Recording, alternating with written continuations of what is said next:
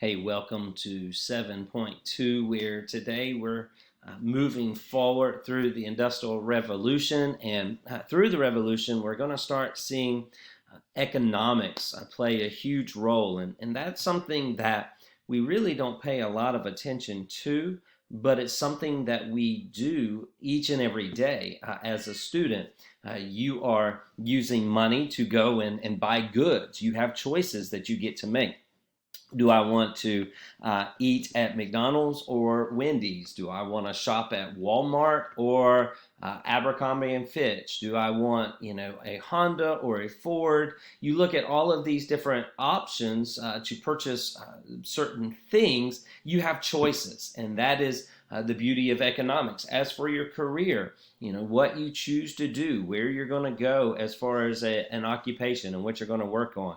So this all comes about really because of this moment of age of reforms that we're looking at today. And this is going to set the stage for the conflict among different countries as we move forward. So the first thing that we need to understand is that there are three main types of economic systems that you need to be aware of. So the first system that we're going to look at is what is known as capitalism. And what capitalism basically is this right here. It is a system in which money is invested in businesses in which you hope to make a profit. I start a company, I sell goods, and I want to make money. I want to be successful.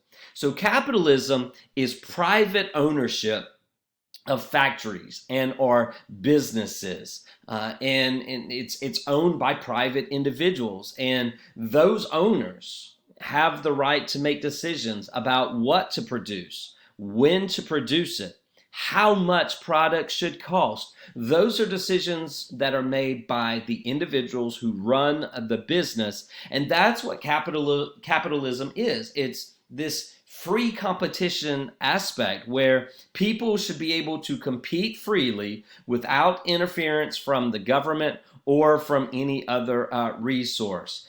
Prices are going to be determined by how many products there are and how many people want them. The concept that is known as supply and demand. And one of the individuals that is really, really popular with the idea of capitalism is Adam Smith, who writes this book that is extremely popular. It's known as The Wealth of Nations, and he advocates this thing that's known as laissez-faire economics, which means laissez-faire, hands-off approach. That individuals should have the opportunity to make the decisions that they need to make without interference from the government. And there were several other individuals that had a part of capitalism, but really it was Adam Smith who had this idea, and he said, listen, if the government doesn't interfere, it's going to allow markets, companies, businesses to satisfy individual demands by producing goods and services that people want. He calls this what's known as the invisible hand. And he thought competition was so important when it came to economics because competition keeps everyone honest. Competition allows customers to be treated fairly, because what happens is you have the opportunity to offer goods at different prices, and the customer gets to choose where they want to go. So this was Adam Smith, who is kind of the one that centers around this idea of capitalism.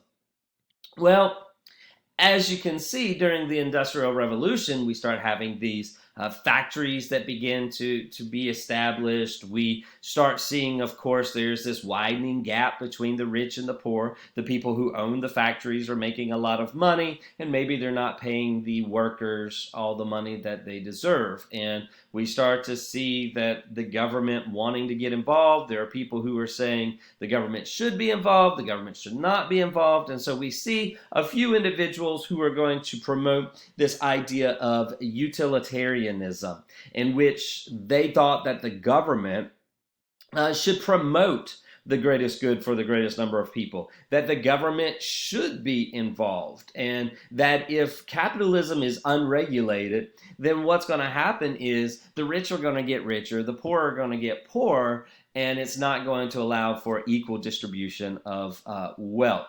Once again, this idea of trying to create a utopian society where everybody is equal. But in reality, that's not going to happen. That can't happen because mankind, humanity, is this idea of going after what you want, or social Darwinism, where you're going to just do what you have to do in order to survive. And we'll talk about that a little later on. So we then move to the next category, which is known as socialism. Socialism is something that is in the news today here in America concerning the presidential election. We start to see that there are some individuals who are wanting there to be a new government system, a new economic system that's going to solve this problem of the rich getting richer and the poor getting poorer. And so they create this idea that is going to be known as socialism. Now, in socialism, the factors of production, which are the factories or the railroads, the mines, or the other industry, it is going to be owned by the public. So the public has control of this, and if the public has control of it instead of just individual people, then there's going to be this equal distribution of wealth. Wealth and income, according to socialism, should be shared more equally among people. Now, socialists do not believe that all private property should be eliminated. Rather, their main goal is they want to narrow the gap, not totally eliminate the gap. They want to narrow the gap between the rich and the poor. And in socialism, they say that the government has a responsibility to redistribute wealth to make society more fair and also more just.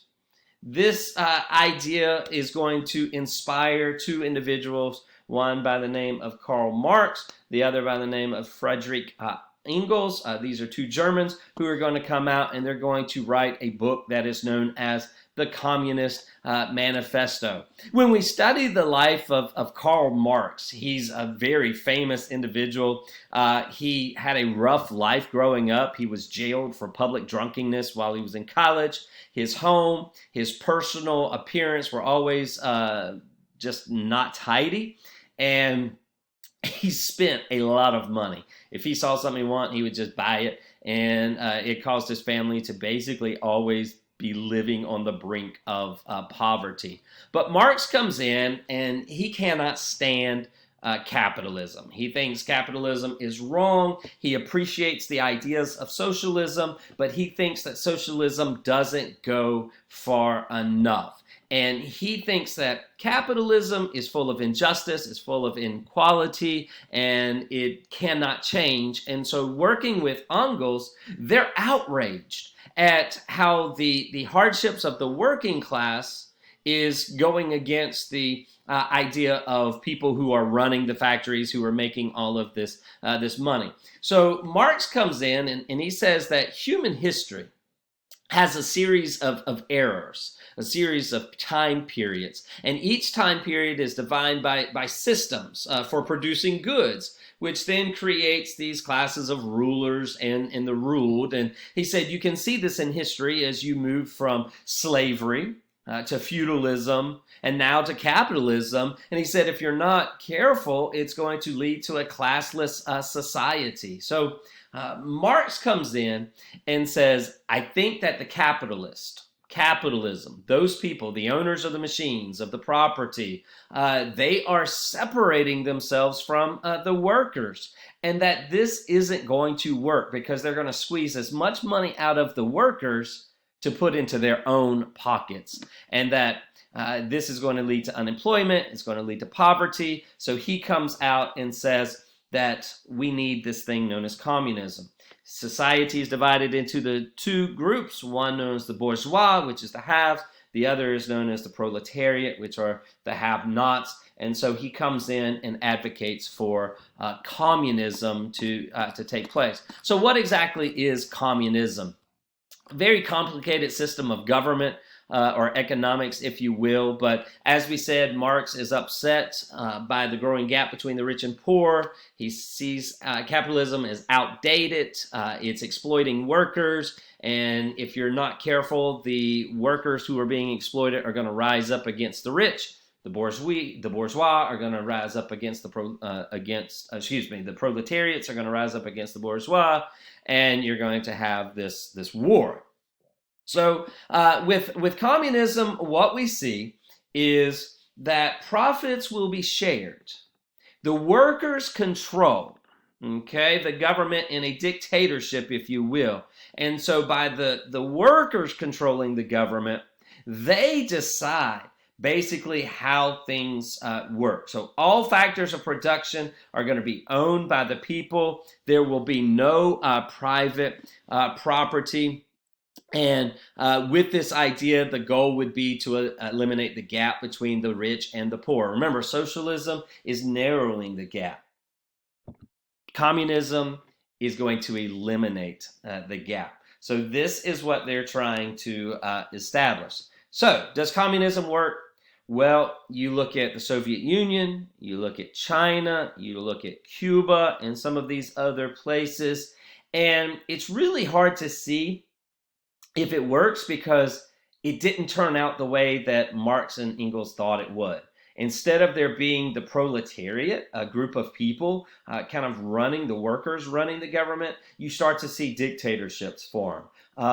Hitler used the workers in Germany. You see Lenin and Stalin using the workers in Russia or Soviet Union to create power for their own goals, and then they basically forgot about the workers. You look at Cuba and Mao Zedong in China, and so they promise communism.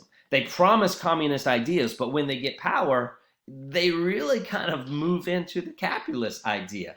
More power, more money, more glory for me instead of for the worker. So does communism work? There's really no system of government today that is pure communism. So it's hard to understand if it is really working. These are some of the areas where you'll find communism working today. As you can see, communism was very, very strong right here in China and in Cuba. In Russia, it's not as prevalent today as it once was. It is kind of changed. And so what reforms kind of came? Well, capitalist countries who were fearing communism coming about, they basically began allowing some reforms.